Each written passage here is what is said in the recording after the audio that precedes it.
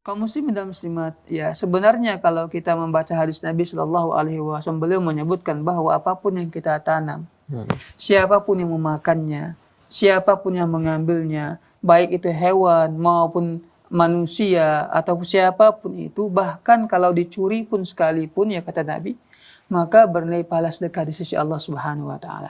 Nah, untuk kasus saudari Aisyah tadi, umpamanya kita punya pohon mangga. Subhanallah, mangga ini merupakan pohon yang mudah dan banyak buahnya. Betul. Ya. Maka memang sangat besar keutamaan. Nabi menyebutkan kalau seandainya di tangan kalian ada bibit pohon, kiamat terjadi, kalau kalian sempat untuk menanamkannya, memancakannya, pancakkan bibit tersebut. Ini di antara keutamaan kalau kita menanam.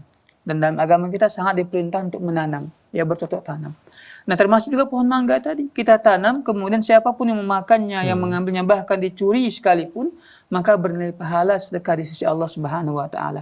Mungkin bagi yang mau curi itu berdosa. Iya, kita kecewa, sangat sakit hati kita dicuri, ya, pohon kita itu, buah pohon kita itu.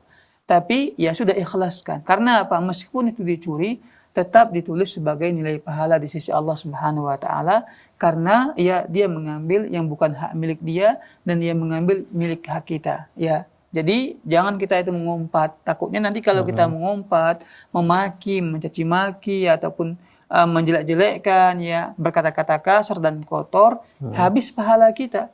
Yang seharusnya kita mendapatkan pahala dari pohon mangga yang dicuri itu, ya buahnya, ya, tapi ternyata habis gara-gara lisan kita yang terlalu banyak mencaci maki ataupun marah-marah. Tetap kita bersabar dan doakan semoga Allah memberi hidayah kepada orang yang telah mencuri tersebut. Wallahu taala alam.